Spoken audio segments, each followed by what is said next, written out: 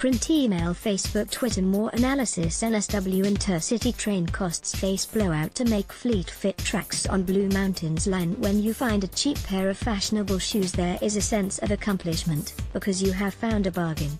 Months later, when they fall apart and you are forced to spend more money in repairs or buying another, you quickly realize the cheap option is not always the best. The New South Wales government knows the feeling well.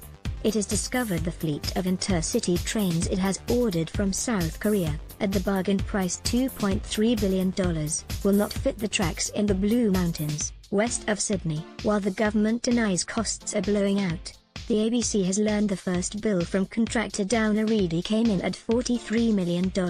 That is just for the construction of signalling works and modifications across the rail network.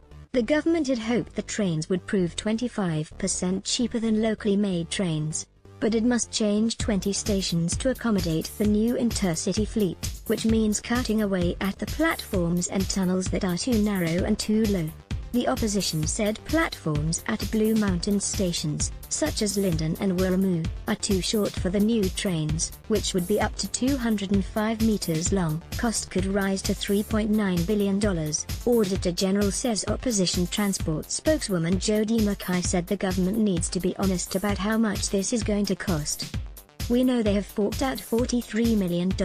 We want to know what else is to come, Ms. Mackay said. Last year, the NSW Auditor General warned that the total cost of the project would rise to as much as $3.9 billion. This would take it well above the government's projected saving of 25%.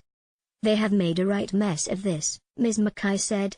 We said from the beginning these trains should have been manufactured in NSW, so they fit the tracks and tunnels and we don't have this excess cost. Other trains can get to the Blue Mountains. Transport Minister Andrew Constance said the government always knew they would need to work on the Blue Mountains line, as the trains were bought to fit the whole network. He does not agree the cost will blow out. When I said the 25%, that was in relation to the procurement of trains, the manufacturing of the trains, Mr. Constance said. As part of this new inner-city fleet procurement, we're also building a maintenance facility on the Central Coast, which will provide 350 jobs. Existing trains in the state's fleet, such as the Tangara G-sets and Oscars, are suited for several roles. They can run on inner-city lines to underground stations, such as Wynyard, Town Hall, and Martin Place, as well as out to suburban lines to Wollongong, Springwood, and Newcastle.